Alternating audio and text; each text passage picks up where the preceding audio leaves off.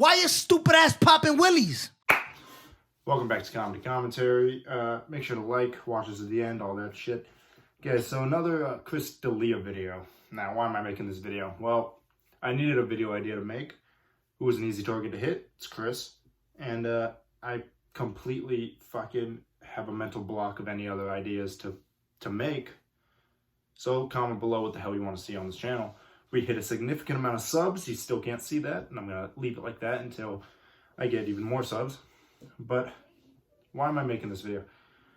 I was watching Vlad TV, and he had Bert Kershaw on there talking about Chris D'Elia. And I saw my buddy, well, not my buddy, he follows me on Instagram, Dave Cyrus, the guy who wrote The King of Staten Island. He's wrote stuff for SNL. He's wrote for Comedy Central. He was talking about how he's a funny dude. He can write jokes, but he's not that charismatic and shit on stage. And then somebody asked him if there's people that are charismatic on stage but can't write jokes.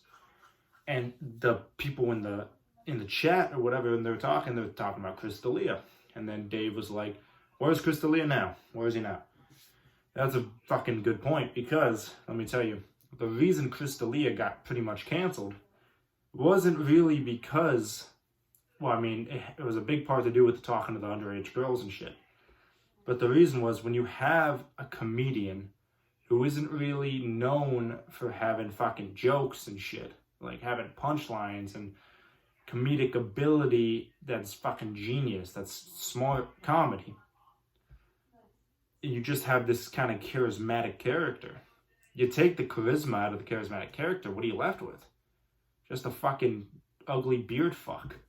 Not talking about myself, talking about Chris D'Elia. You have that guy.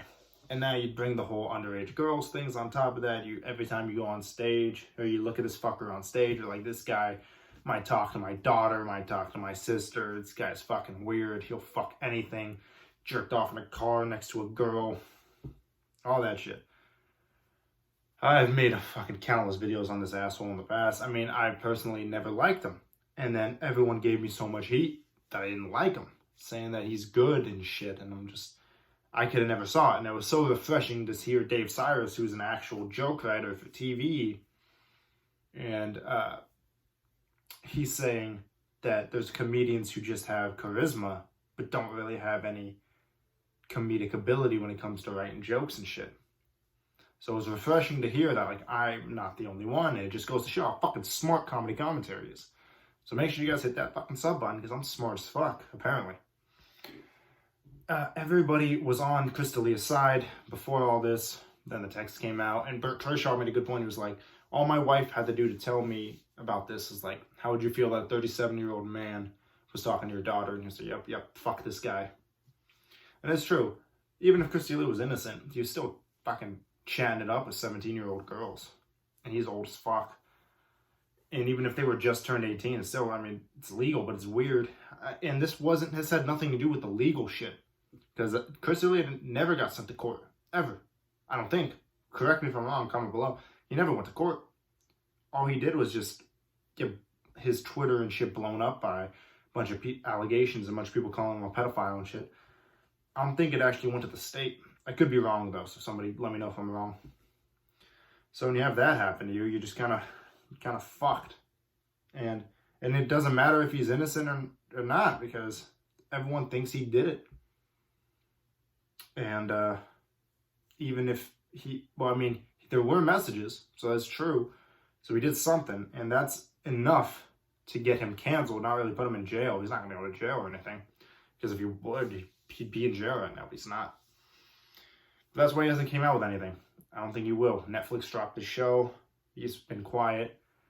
And then Bert Kershaw's dad, who's a lawyer, said the best thing you can do is wait for this shit to go away.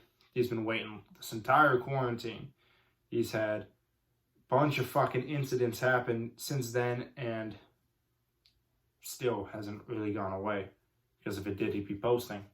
I'm waiting for the day he makes a post, makes a statement, or makes something, and he just gets fucking bombarded with comments calling him a fucking pedophile. Chris Pedophilia, like Andrew Schultz said.